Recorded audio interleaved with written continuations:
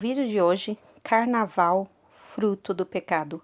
Um texto escrito por Tácito da Gama Leite Filho, publicado no jornal Mensageiro da Paz em março de 1981.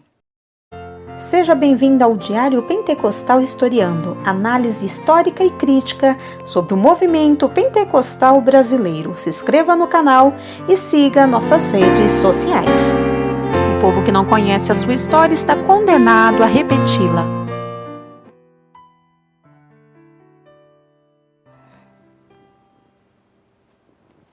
É impossível fixar a data de quando surgiu o Carnaval. Sua origem é obscura, mas sabemos que assenta suas raízes em festividades primitivas, pois todos os povos sempre dedicavam alguns dias do ano às festas. Entre os egípcios, havia cerimônias em honra à deusa Ísis, irmã de Osíris, e de muita popularidade, como também ao boi Apis. Entre os gregos existiam festivais realizados em honra de Baco, deus do vinho e filho de Júpiter, e de Semele. Este deus fazia-se acompanhar sempre de sátiros, faunos, cupidos e ninfas, os bacantes, que bebiam vinho e dançavam.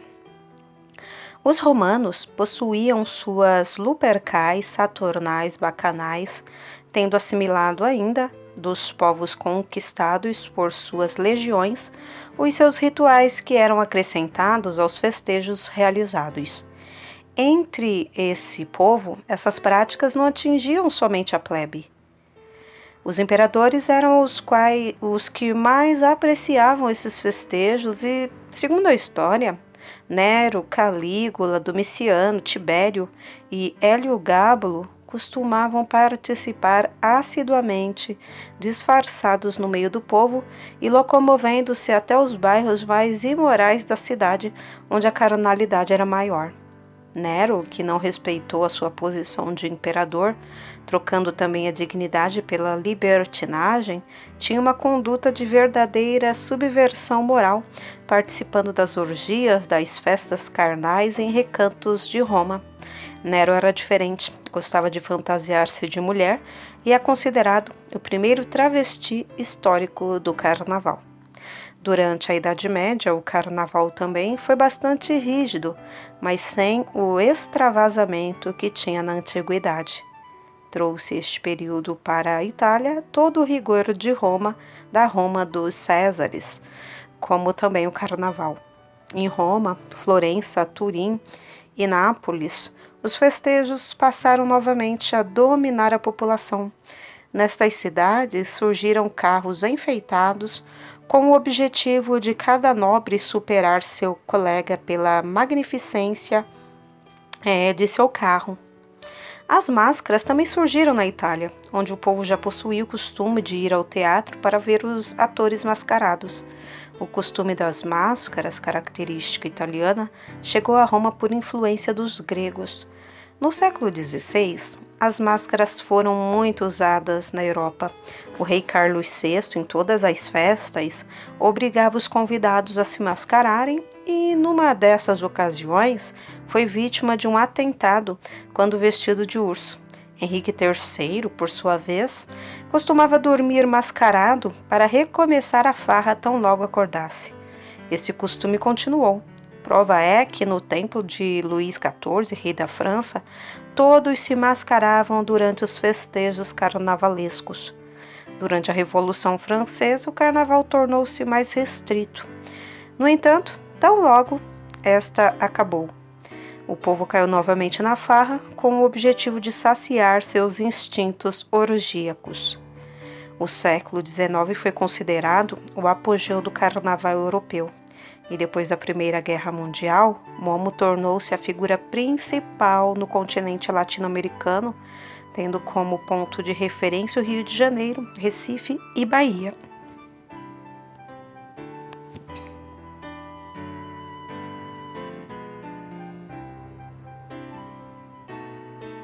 Muitos se irritam quando falamos nos males causados pelo carnaval, mas isto é uma realidade não somente visível, como também sensível. visível aos que se isentam dele e sensível aos chamados foliões. Saibam esses que o mínimo que acontece é sentirem os efeitos orgíacos, se não perderam a vida. Durante todo o ano fazem-se preparativos, imaginam-se fantasias, pensa-se nos apetrechos que serão usados. Muitos sacrificam suas famílias para apresentar em conjunto um espetáculo a contento dos turistas. Observe Trajano Nunes. Servem de divertimento como nos circos da antiga Roma, sem sentirem o sarcasmo do ridículo. Nada disso importa. O carnaval é o consolo do mal dissimulada alegria.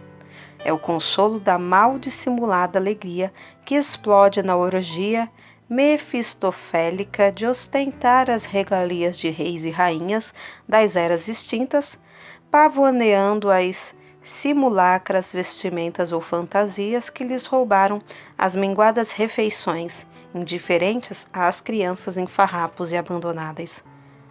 Vemos na realidade a honra da família, desprezada, destituída de amparo, do acolhimento, e também vemos o jovem gastando as energias que poderiam investir em algo mais lucrativo. O carnaval é, sob muitos aspectos, uma contravenção penal, pois o artigo 153 da Constituição veda práticas que contrariem a ordem pública e os bons costumes. O que muitas instituições, principalmente jurídicas, fazem durante o ano para preservar a integridade e assegurar o padrão moral do povo, o carnaval em 3 dias afronta audaciosamente. O carnaval desrespeita e desvaloriza os direitos humanos, físicos e espirituais. A revista A Voz da Mocidade para a Família traz o seguinte depoimento do Dr. Ramalho, médico do Rio de Janeiro, sobre o carnaval. Como médico experiente por longos anos, quero deixar alguns exemplos que ficaram gravados em minha memória, os quais servirão de advertência a todos. Por contingência de minha vida durante os plantões nos hospitais, tenho a oportunidade de presenciar de perto os feridos e acidentados como resultado de tão formosa festa. Assim, vivo junto a essa gente que se esquece da responsabilidade, do pudor, da vergonha, que perde a noção de exemplo aos filhos e aos moços. Tenho vivido junto aos resultados nefastos desse carnaval. Mas o comentarista prossegue na sua dissertação. Nas ruas, ouve-se as piadas profundas e maldosas, vê-se as jovens expostas a olhares curiosos e nocivos. Nos bailes, a situação é mais grave, pois, aproveitando-se da escassez de iluminação, o afastamento das autoridades e do público, os festivais promovem o maior descalabro no campo da sensualidade e da prostituição. Dolorosas cenas são contempladas nesses dias. Meninas, moças, senhoras e homens que, à luz do dia, não são capazes de se exporem, aparecem seminus e até inteiramente despidos. Dias após, entram nos lares os jornais com textos e fotografias, manchetes alusivas da festa, às licenciosidades documentadas. Até aquilo que nunca deveria ser conhecido. Lares desfeitos, mentiras acobertadas, consciências enganadas e costumes deturpados. E muitas dessas vítimas estarão em busca de seus companheiros e jamais os encontrarão. Ainda é uma quantidade enorme de moças enganadas que servirão para as conversas futuras pelas esquinas. Muitos desses casos ficam acobertados por um silêncio comprado, cicatrizes que jamais se desfazem, manchas definitivas nos corações e nas almas. Quantos, numa fuga dolorosa dessa miséria chamada carnaval, recorrem ao suicídio? Muitos, ao lerem este aviso, pouco ou nenhuma atenção lhe darão. Muitos hão de pensar e declarar que não é tanto assim, que está havendo exagero de nossa parte. Nosso objetivo, entretanto, é esclarecer, é ajudar.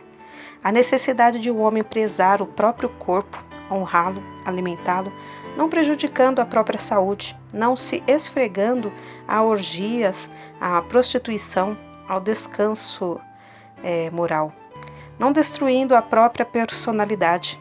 O maior prazer da vida é vivermos bem, de forma sadia, para nossa preservação e integridade, para estendermos essas condições ao próximo.